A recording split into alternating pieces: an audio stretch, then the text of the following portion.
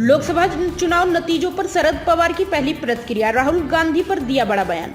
लोकसभा चुनाव नतीजों पर शरद पवार की पहली प्रतिक्रिया सामने आई है। उन्होंने महाराष्ट्र के लोगों का धन्यवाद किया। साथ ही उन्होंने महाविकास आघाड़ी का आभार व्यक्त किया कि गठबंधन ने उन पर भरोसा जताया।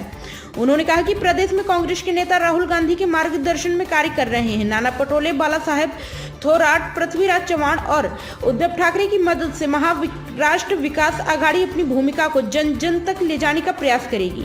हम आपसे वादा करते हैं कि हम अंतिम तत्व के हितों की रक्षा के लिए सामूहिक प्रयास करना जारी रखेंगे।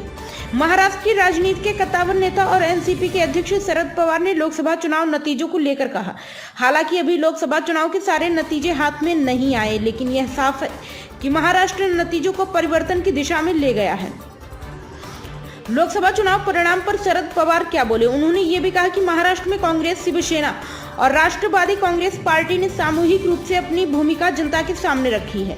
उन्होंने छत्रपति शिवाजी महाराज के आदर्श को सामने रखते हुए साहू, फूले, अंबेडकर के प्रगतिशील विचार को आगे बढ़ाने और लोकतांत्रिक मूल्यों की रक्षा करने में प्रमुख भूमिका निभाई। आघाड़ी जाति धर्म विवादों से परे जाकर रोजगार, महंगाई जैसी रोजमर्रा की समस्याओं का समाधान करने के लिए प्रतिबद्ध है।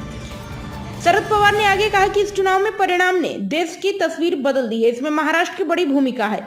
इसके लिए मुझे महाराष्ट्र के लोगों पर गर्व है। अगर आघाड़ी देश में हित में कुछ कदम उठा रही है तो हम महाराष्ट्र विकास आघाड़ी के माध्यम से सामूहिक योगदान में सबसे आगे रहेंगे। मैं एक बार फिर इस बेहद कठिन लोकतांत्रिक संघर्ष में उनके मजबूत समर्थन के लिए महाराष्ट्र के लोगों का आभार व्यक्त करता हूँ।